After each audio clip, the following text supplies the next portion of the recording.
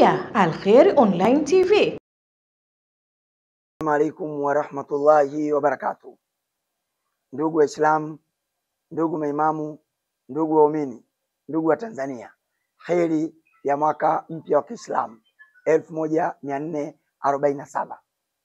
Kwa majina naitwa Juma Nchia, nikiwa kama mratibu wa Umoja wa Maimamu Tanzania UMATA, kwa niaba ya bodi ya wadhamini wa UMATA, kwa niaba ya sekretarieti ya taifa UMATA, na kwa niaba ya viongozi wote wanachama na maimamu wote Tanzania, tunawatakia kheri ya mwaka mpya wa Kiislamu. Ndugu Waislamu na ndugu wa Tanzania, kama tunavyofahamu, tayari mwaka mpya wa Kiislamu wa 1447 umekwisha ingia. Kama tunavyofahamu, mwezi wa Muharram ndio mwezi ambao wa kwanza katika kalenda ya Kiislamu. Tunafahamu pia katika mwezi wa Muharram ni miongoni mwa miezi mitukufu katika miezi minne mitukufu katika Uislamu.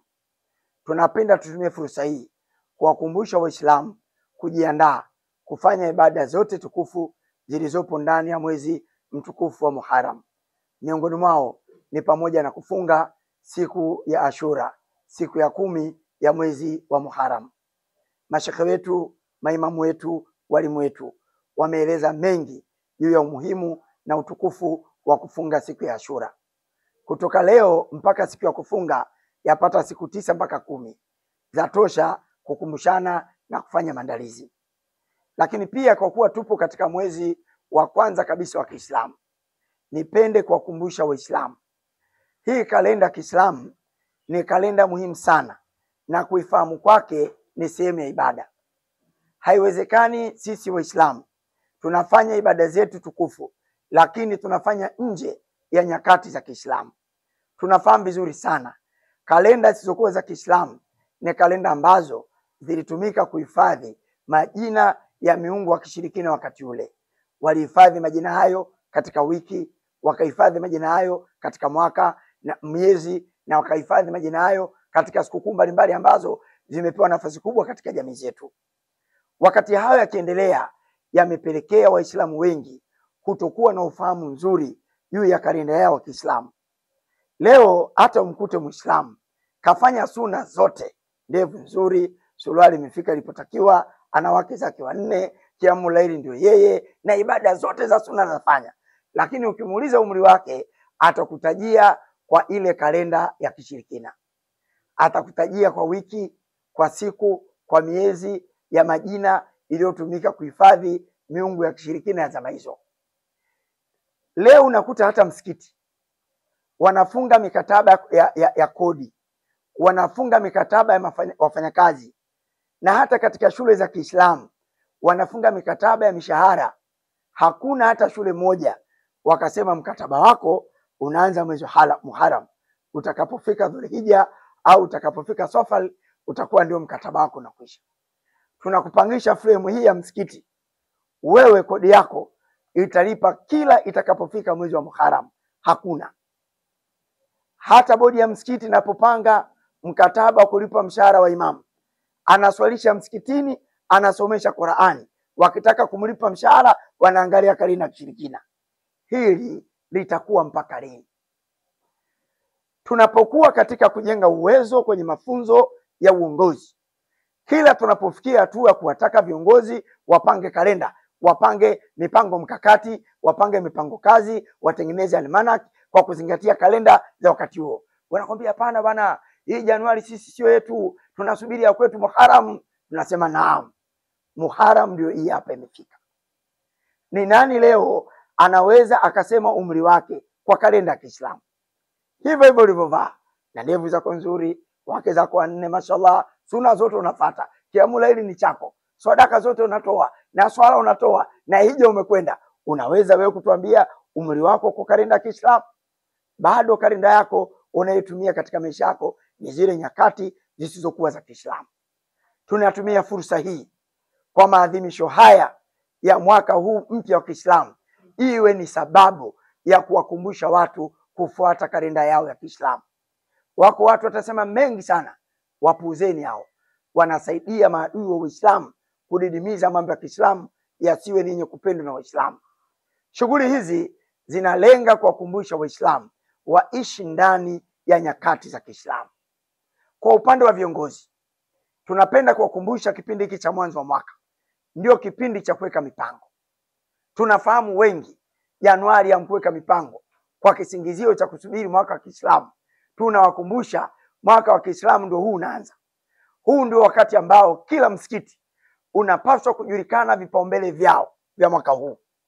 Huu ndio wakati kila msikiti unapaswa kuwa bajeti yao inajulikana. Ufanyike mkutano wa msikiti, ipitishwe bajeti yao, ijulikane namna ambavyo waumini na Waislamu watashiriki katika kuchangia bajeti ile. Kinachokwamisha maendeleo ya Waislamu leo ni kukosekana vipaumbele, kukosekana mipango ya kujua tunaanzia wapi, tunaishia wapi. Hali hiyo imepelekea kushindwa kukusanya rasilimali za Waislamu kwa ajili ya maendeleo ya Waislamu.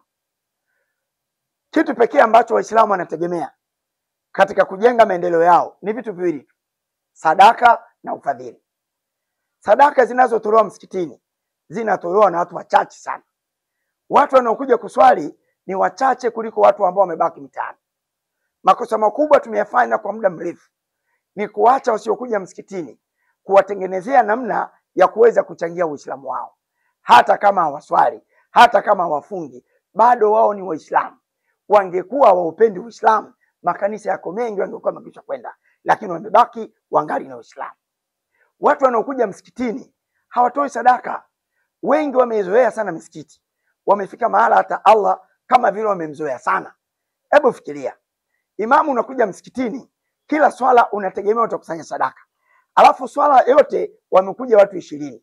Katika hao 20, 15 wamevaa misuli haina mifuko, wamevaa t-shirt haina mifuko. Hawa sadaka wameweka wapi? Anapokuja msikitini muumini hakuchukua sadaka, alafu imamu anategemea sadaka kwa ajili ya maendeleo ya Uislamu, hatuwezi tukafika. Sasa lazima tufahamu vizuri, mwaka huu tuwaelimishe Waislamu. Kuna sadaka, kuna ada, kuna michango, alafu ndio kuna ufadhili.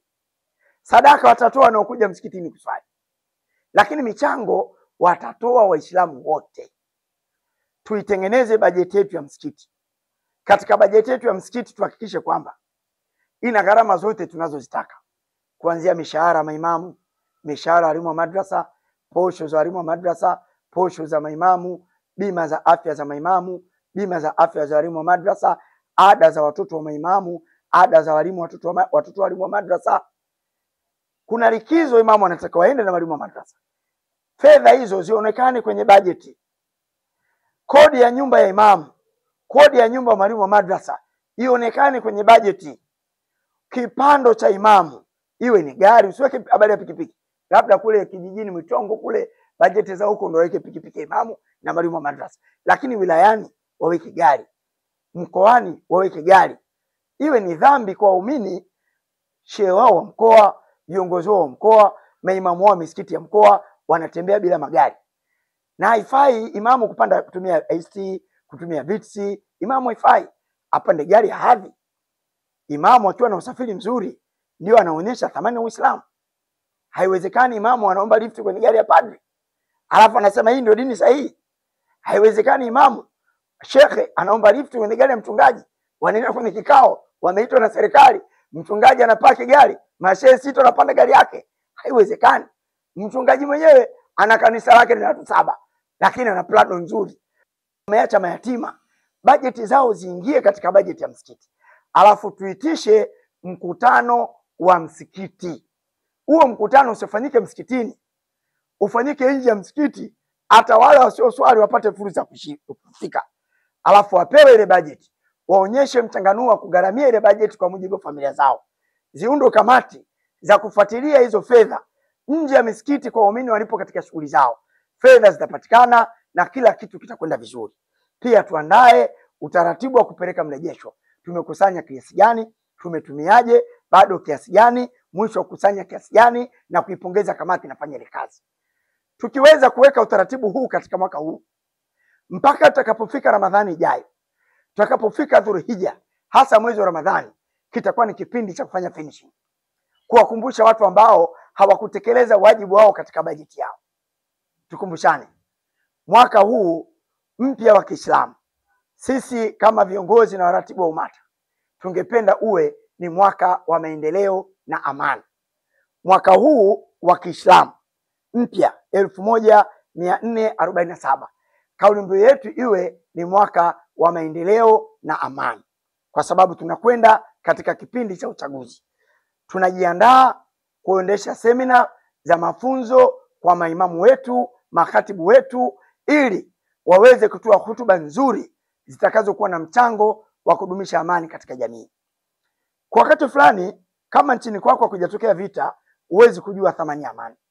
Huwezi kuamini ndugu zetu, jamaa zetu, binadamu kama sisi wa Israeli sasa hivi wanajua machungu wanayopata wa Palestina, kwa sababu na wao sasa hivi wanaishi kwenye makambi, wamebomolewa nyumba zao kwa uchokozi waliofanya viongozi wao.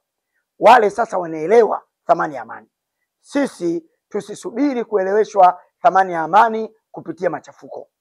Tuendeleze somo la kuelimisha watu wetu. Mwaka huu wa uchaguzi uwe ni mwaka wa amani, lakini kwa sisi Waislamu tuendeleze kuwa ni mwaka wa maendeleo kupitia bajeti za misikiti kama ambavyo tumezielekeza, na tutafanya uratibu wa mafunzo ili mpaka tunapofika mwezi wa Ramadhani vipaumbele vilivyopangwa viweze kufikiwa. Na mwaka huu ni mwaka wa amani na maendeleo. Kutoka UMATA kama mratibu mkuu tunawatakia mwaka kheri ya mwaka mpya wa Kiislamu. Assalamu alaikum wa rahmatullahi wa barakatuh.